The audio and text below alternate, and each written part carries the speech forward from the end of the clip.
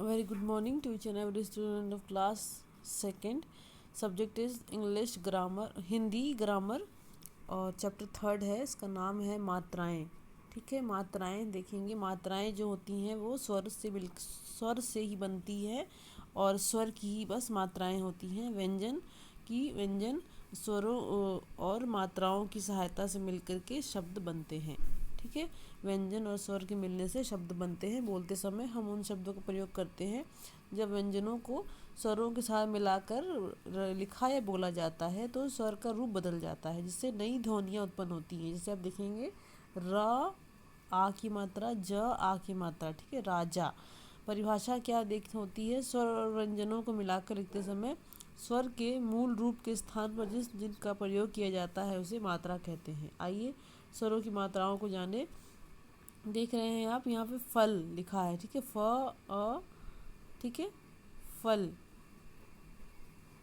और चिड़िया, च ई से ची बना और से चिड़िया बन गया। ठीक है, क और ऊ, कू बना और कुत्ता बन गया। ठीक है, उसी तरीके से ये सारे हम पढ़ेंगे।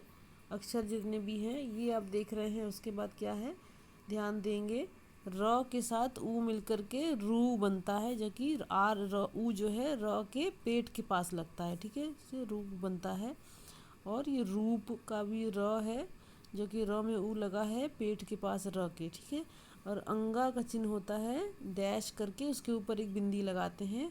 और ये चंद्र बिंदु जो देख रहे हैं लाइन खींच करके चांद जैसा बना के उसके ऊपर बिंदी लगाते हैं, इसको चंद्र बिंदु कहते हैं। जिसकी कंगन या कांच जिससे हम लिख पाते हैं। ठीक है, अ स्वर की कोई मात्रा नहीं होती है। ये स्वर प्रत्येक व्यंजन में जुड़ा रहता है, इसके बिना व्यंजन का उच्चारण नहीं हो सकता है। ठीक है, जैसे हम क बोलते हैं, ख बोलते हैं, जितने भी व्यंजन है उसमें अ आखिरी में सुनाई देता है। स्वरों का बदला हुआ रूप मात्रा कहलाता है।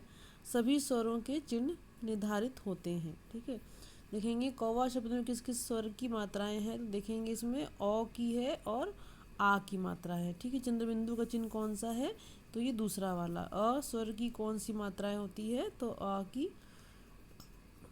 अ स्वर में इस यहाँ गलत लिखा हुआ है बच्चों, इसको हम यहाँ से सही करेंगे। ये यहाँ से काटेंगे, इसका आंसर ये वाला है। ठीक है, अ स्वर की कोई मात्रा नहीं होती है। ठीक, आगे देखेंगे। उसके बाद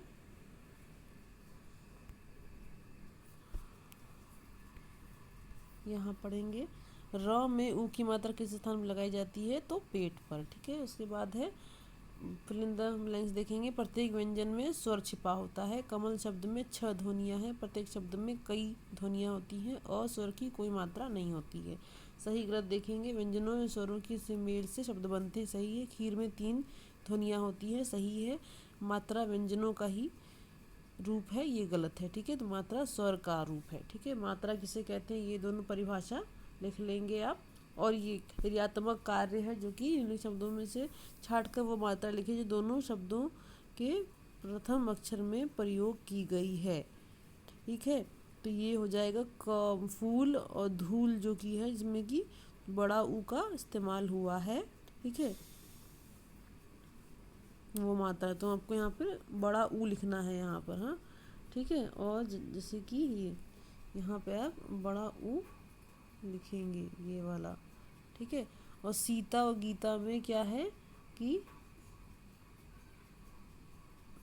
जो बड़ी ई का इस्तेमाल हुआ है, तो यहाँ पर आप बड़ी ई लिखेंगे। ठीक है, फिर उसके बाद है रमेश महेश। ठीक है, ए की मात्रा है। कृषक और वृक्ष में री की मात्रा लगी है। इस तरीके से आप यहाँ पे सभी में लिखेंगे जो भी मात्रा का यूज़ हुआ है।